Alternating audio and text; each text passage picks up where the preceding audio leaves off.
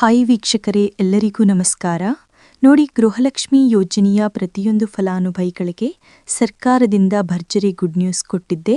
ದಸರಾ ಹಬ್ಬದ ಪ್ರಯುಕ್ತ 3 ತಿಂಗಳ 6,000 ಹಣನ ಒಟ್ಟಿಗೆ ಸರ್ಕಾರ ಪ್ರತಿಯೊಂದು ಫಲಾನುಭವಿಗಳಿಗೆ ಜಮಾ ಮಾಡ್ತಾ ಇದೆ. ನಾಳೆ ಮಂಗಳವಾರ ಸೆಪ್ಟೆಂಬರ್ 30ರಂದು ಕರ್ನಾಟಕದ 29 ಜಿಲ್ಲೆಗಳ ಪ್ರತಿಯೊಂದು ಫಲಾನುಭವಿಗಳಿಗೆ 4 ಹಂತಗಳಲ್ಲಿ ಈ 3 ತಿಂಗಳ 6,000 ಹಣ ಜಮಾ ಆಗಲಿದೆ.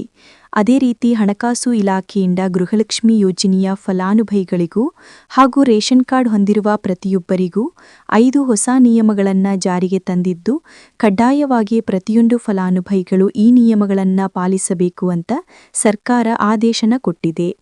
ಹಾಗಾದರೆ ಬನ್ನಿ ಸ್ನೇಹಿತರೆ, ಸರ್ಕಾರದಿಂದ ಬಂದಿರುವಂತಹ ಒಂದು ಮಾಹಿತಿ ಏನು ಅಂತ ನಾನು ನಿಮಗೆ ತಿಳಿಸ್ಕೊಡ್ತಾ ಇದ್ದೀನಿ. ಅದಕ್ಕಿಂತ ಮೊದಲು ನೋಡಿ ವೀಕ್ಷಕರೇ, ನೀವೇನಾದ್ರೂ ಇನ್ನೂ ಕೂಡ ನನ್ನ ಚಾನಲ್ನ ಸಬ್ಸ್ಕ್ರೈಬ್ ಆಗಿಲ್ಲ ಅಂದರೆ ದಯವಿಟ್ಟು ಪ್ರತಿಯೊಬ್ಬರು ಚಾನಲ್ನ ಸಬ್ಸ್ಕ್ರೈಬ್ ಮಾಡ್ಕೊಳ್ಳಿ. ಹಾಗೆ ವಿಡಿಯೋ ನೋಡ್ತಾ ಇರುವ ಪ್ರತಿಯೊಬ್ಬರು ಕೂಡ ನನ್ನ ವಿಡಿಯೋಗೆ ಒಂದು ಲೈಕ್ನ ಕೊಡಿ. ಹೌದು ವೀಕ್ಷಕರೇ, ಗೃಹಲಕ್ಷ್ಮಿ ಯೋಜನೆಯ ಪ್ರತಿಯೊಂದು ಫಲಾನುಭವಿಗಳಿಗೆ ದಸರಾ ಹಬ್ಬದ ಪ್ರಯುಕ್ತ ಈಗಾಗಲೇ ಸರ್ಕಾರ ಗೃಹಲಕ್ಷ್ಮಿ ಯೋಜನೆಯ 3 ತಿಂಗಳ ಒಟ್ಟು 6,000 ಹಣನ ಜಮಾ ಮಾಡಿದೆ.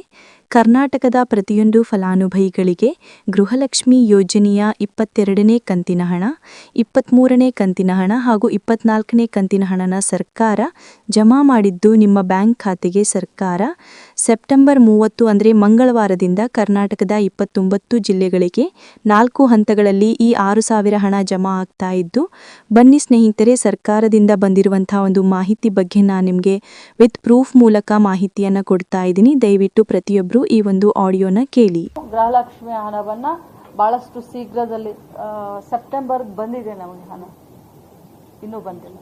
ಸೆಪ್ಟೆಂಬರ್ ಅಕ್ಟೋಬರ್ ತಿಂಗಳ ಹಣವನ್ನು ಆದಷ್ಟು ಶೀಘ್ರದಲ್ಲಿ. ಕೇಳಿದ್ರಲ್ಲ ಸ್ನೇಹಿತರೆ, ಸಚಿವೆ ಲಕ್ಷ್ಮೀ ಹೆಬ್ಬಾಳ್ಕರ್ ಅವರಿಗೆ ಕೊಟ್ಟಿರುವಂತಹ ಮಾಹಿತಿಯ ಪ್ರಕಾರ ಸರ್ಕಾರ ಈಗಾಗಲೇ 3 ತಿಂಗಳ ಗೃಹಲಕ್ಷ್ಮಿ ಯೋಜನೆಯ ಒಟ್ಟು 6,000 ಹಣನ ದಸರಾ ಹಬ್ಬದ ಪ್ರಯುಕ್ತ ಫಲಾನುಭವಿಗಳ ಬ್ಯಾಂಕ್ ಖಾತೆಗೆ ಜಮಾ ಮಾಡೋದಕ್ಕೆ ಶುರು ಮಾಡಿದೆ. ನಿಮ್ಮ ಬ್ಯಾಂಕ್ ಖಾತೆಗೂ ಕೂಡ ಕೆಲವೇ ದಿನಗಳಲ್ಲಿ ಈ ಒಂದು ಹಣ ಜಮಾ ಆಗ್ತಾ ಇದೆ. ಆದರೆ ಈ ಬಾರಿ 6,000 ಹಣನ ನೀವು ಪಡ್ಕೋಬೇಕು ಅಂದರೆ ಹಣಕಾಸು ಇಲಾಖೆ ಹೊಸದಾಗಿ 5 ನಿಯಮಗಳನ್ನು ಜಾರಿಗೆ ತಂದಿದೆ. ಈ 5 ನಿಯಮಗಳ ಆಧಾರದ ಮೇಲೆ ಗೃಹಲಕ್ಷ್ಮಿ ಯೋಜನೆಯ ಪ್ರತಿಯೊಂದು ಫಲಾನುಭವಿಗಳ ಒಂದು ರೇಷನ್ ಕಾರ್ಡ್ ಮತ್ತು ಆಧಾರ್ ಕಾರ್ಡ್, ಅದೇ ರೀತಿ ಇತರೆ ದಾಖಲಾತಿಗಳನ್ನು ಸರ್ಕಾರ ಚೆಕ್ ಮಾಡಿ ನಿಮ್ಮ ಒಂದು ದಾಖಲಾತಿಗಳು ಈ ನಿಯಮಗಳನ್ನು ಪಾಲಿಸಿದ್ರೆ ಮಾತ್ರ ನಿಮ್ಮ ಬ್ಯಾಂಕ್ ಖಾತೆಗೆ ಗೃಹಲಕ್ಷ್ಮಿ ಯೋಜನೆಯ ಹಣ ಜಮಾ ಆಗೋದು ಮತ್ತು ನಿಮ್ಮ ಒಂದು ರೇಷನ್ ಕಾರ್ಡ್ ಉಳಿಯೋದು. ಇಲ್ಲ ಅಂದರೆ ನಿಮ್ಮ ರೇಷನ್ ಕಾರ್ಡ್ನ ಕೂಡ ಸರ್ಕಾರ ಕ್ಯಾನ್ಸಲ್ ಮಾಡಿ ಗೃಹಲಕ್ಷ್ಮಿ ಯೋಜನೆಯ 2,000 ಹಣನ ಕೂಡ ಕ್ಯಾನ್ಸಲ್ ಮಾಡುತ್ತೆ. ಹಾಗಾದ್ರೆ ಬನ್ನಿ ವೀಕ್ಷಕರೇ, ಕಡ್ಡಾಯವಾಗಿ ಈ ನಿಯಮಗಳನ್ನು ನೀವು ಪಾಲಿಸಬೇಕಾ ಮತ್ತು ಸರ್ಕಾರ ಜಾರಿಗೆ ತಂದಿರುವ ಈ 5 ಹೊಸ ನಿಯಮಗಳು ಏನು ಅಂತ ಕೂಡ ನಾನು ನಿಮಗೆ ತಿಳಿಸ್ಕೊಡ್ತಾ ಇದ್ದೀನಿ. ಅದಕ್ಕಿಂತ ಮೊದಲು ನಾಳೆ ಮಂಗಳವಾರ ಸೆಪ್ಟೆಂಬರ್ 30ರಂದು ಕರ್ನಾಟಕದ ಯಾವ 29 ಜಿಲ್ಲೆಗಳಿಗೆ ಸರ್ಕಾರ 3 ತಿಂಗಳ ಗೃಹಲಕ್ಷ್ಮಿ ಯೋಜನೆಯ 6,000 ಹಣನ 4 ಹಂತಗಳಲ್ಲಿ ಜಮಾ ಮಾಡಿದೆ ಅಂದರೆ ನೋಡಿ ಸ್ನೇಹಿತರೆ, ಮೊದಲ ಹಂತದಲ್ಲಿ ಬಾಗಲಕೋಟೆ, ಬೆಳಗಾವಿ, ವಿಜಯಪುರ, ಧಾರವಾಡ, ಗದಗ್, ಹಾವೇರಿ ಮತ್ತು ಉತ್ತರ ಕನ್ನಡ ಈ ಜಿಲ್ಲೆಗಳಿಗೆ ಮೊದಲ ಹಂತದಲ್ಲಿ ಹಣ ಜಮಾ ಆಗದಿದ್ದು, ಎರಡನೆಯ ಹಂತದಲ್ಲಿ ಬೆಂಗಳೂರು ನಗರ, ಬೆಂಗಳೂರು ಗ್ರಾಮಾಂತರ, ಚಿಕ್ಕಬಳ್ಳಾಪುರ, ರಾಮನಗರ, ದಾವಣಗೆರೆ, ಚಿತ್ರದುರ್ಗ, ಶಿವಮೊಗ್ಗ, ಕೋಲಾರ ಮತ್ತು ತುಮಕೂರು ಈ ಜಿಲ್ಲೆಗಳಿಗೆ ಎರಡನೆಯ ಹಂತದಲ್ಲಿ ಹಣ ಜಮಾ ಆಗಲಿದ್ದು, ಮೂರನೆಯ ಹಂತದಲ್ಲಿ ಬಳ್ಳಾರಿ, ಬೀದರ್, ಕಲಬುರಗಿ, ಕೊಪ್ಪಳ, ರಾಯಚೂರು, ಯಾದಗಿರಿ ಮತ್ತು ವಿಜಯನಗರ ಈ ಜಿಲ್ಲೆಗಳಿಗೆ ಮೂರನೆಯ ಹಂತದಲ್ಲಿ ಹಣ ಜಮಾ ಆಗಲಿದ್ದು, ನಾಲ್ಕನೆಯ ಮತ್ತು ಕೊನೆಯ ಹಂತದಲ್ಲಿ ಚಾಮರಾಜನಗರ, ಚಿಕ್ಕಮಗಳೂರು, ದಕ್ಷಿಣ ಕನ್ನಡ, ಹಾಸನ, ಕೊಡಗು, ಮಂಡ್ಯ, ಮೈಸೂರು ಮತ್ತು ಉಡುಪಿ ಈ ಜಿಲ್ಲೆಗಳಿಗೆ 4ನೆಯ ಹಂತದಲ್ಲಿ ಹಣ ಜಮಾ ಆಗಲಿದ್ದು, ಪ್ರತಿಯೊಂದು ಫಲಾನುಭವಿಗಳಿಗೆ ದಸರಾ ಹಬ್ಬದ ಪ್ರಯುಕ್ತ ಪ್ರತಿನಿತ್ಯವೂ ಕೂಡ ಗೃಹಲಕ್ಷ್ಮಿ ಯೋಜನೆಯ 3 ತಿಂಗಳ 6,000 ಹಣ ಜಮಾ ಆಗ್ತಾ ಇದೆ. ಆದಷ್ಟು ಬೇಗ ಅಕ್ಟೋಬರ್ ತಿಂಗಳ ಮೊದಲ ವಾರದಷ್ಟರಲ್ಲಿ ಪ್ರತಿಯೊಂದು ಫಲಾನುಭವಿಗಳು ಈ 6,000 ಹಣನ ನಿಮ್ಮ ಬ್ಯಾಂಕ್ ಖಾತೆಗೆ ಪಡ್ಕೋತೀರಾ. ನೋಡಿ ಸ್ನೇಹಿತರೆ, ಈ ಬಾರಿ ಸುಮಾರು 1 ಲಕ್ಷಕ್ಕಿಂತ ಅಧಿಕ ಫಲಾನುಭವಿಗಳ ಬ್ಯಾಂಕ್ ಖಾತೆಗೆ ಸರ್ಕಾರ ಗೃಹಲಕ್ಷ್ಮಿ ಯೋಜನೆಯ ಹಣ ಜಮಾ ಮಾಡ್ತಾ ಇಲ್ಲ. ಕಾರಣ ಏನು ಅಂದರೆ, ನಿಮ್ಮ ಬ್ಯಾಂಕ್ ಖಾತೆಗೆ ಡೆಬಿಟ್ ಮೂಲಕ ಹಣ ಜಮಾ ಮಾಡುವಂತಹ ಸಂದರ್ಭದಲ್ಲಿ ಸರ್ಕಾರ ಸಾಕಷ್ಟು ಫಲಾನುಭವಿಗಳ ಒಂದು ಬ್ಯಾಂಕ್ ಖಾತೆಗೆ ಹಣ ಜಮಾ ಮಾಡೋದನ್ನು ಕ್ಯಾನ್ಸಲ್ ಮಾಡಿದೆ. ಯಾಕಂದರೆ ಇತ್ತೀಚೆಗೆ ಹಣಕಾಸು ಇಲಾಖೆ ಜಾರಿಗೆ ತಂದಿರುವ 5 ನಿಯಮಗಳ ಆಧಾರದ ಮೇಲೆ ಪ್ರತಿಯೊಂದು ಫಲಾನುಭವಿಗಳಿಗೆ ಸರ್ಕಾರ ಈ ಒಂದು ಹಣನ ಜಮಾ ಮಾಡ್ತಾ ಇದ್ದು, ಯಾರೆಲ್ಲ ಫಲಾನುಭವಿಗಳು ಈ ನಿಯಮಗಳನ್ನು ಪಾಲಿಸಿಲ್ಲ, ನಿಮ್ಮ ಬ್ಯಾಂಕ್ ಖಾತೆಗೂ ಕೂಡ ಹಣ ಜಮಾ ಆಗೋದಿಲ್ಲ. ಹಾಗಾದರೆ ಬನ್ನಿ ಸ್ನೇಹಿತರೆ, ಸರ್ಕಾರ ಜಾರಿಗೆ ತಂದಿರುವ ಆ 5 ಹೊಸ ನಿಯಮಗಳು ಏನು ಅಂತ ನಾನು ನಿಮಗೆ ತಿಳಿಸ್ಕೊಡ್ತಾ ಇದ್ದೀನಿ. ನೋಡಿ ಸ್ನೇಹಿತರೆ, ಮೊದಲನೇ ಒಂದು ನಿಯಮ ಬಂದು ಸಾಕಷ್ಟು ಫಲಾನುಭವಿಗಳು ಹೊಂದಿರುವಂತಹ ಒಂದು ರೇಷನ್ ಕಾರ್ಡ್ ಏನಿದೆ, ಆ ಒಂದು ರೇಷನ್ ಕಾರ್ಡ್ನ ಮನೆಯ ಸದಸ್ಯರ ಪ್ರತಿಯೊಬ್ಬರ ಒಂದು ಆಧಾರ್ ಕಾರ್ಡ್ನ ನಿಮ್ಮ ರೇಷನ್ ಕಾರ್ಡ್ಗೆ ಕಡ್ಡಾಯವಾಗಿ ಲಿಂಕ್ ಮಾಡಿಸಬೇಕು. ಅಂದರೆ ಈ ಒಂದು ಲಿಂಕ್ ಮಾಡಿಸುವಂತಹ ಒಂದು ಪ್ರೊಸೀಜರ್ಗೆ ಸರ್ಕಾರ KYC ಅಂತ ಕರೀತಾರೆ. ನಿಮ್ಮ ರೇಷನ್ ಕಾರ್ಡ್ಗೆ ಇನ್ನೂ ಸಹ KYC ಆಗಿಲ್ಲ ಅಂದರೆ ನಿಮ್ಮ ಬ್ಯಾಂಕ್ ಖಾತೆಗೆ ಸರ್ಕಾರ ಮುಂದಿನ ದಿನಗಳಲ್ಲಿ ಗೃಹಲಕ್ಷ್ಮಿ ಯೋಜನೆಯ ಹಣನ ಕ್ಯಾನ್ಸಲ್ ಮಾಡುತ್ತೆ.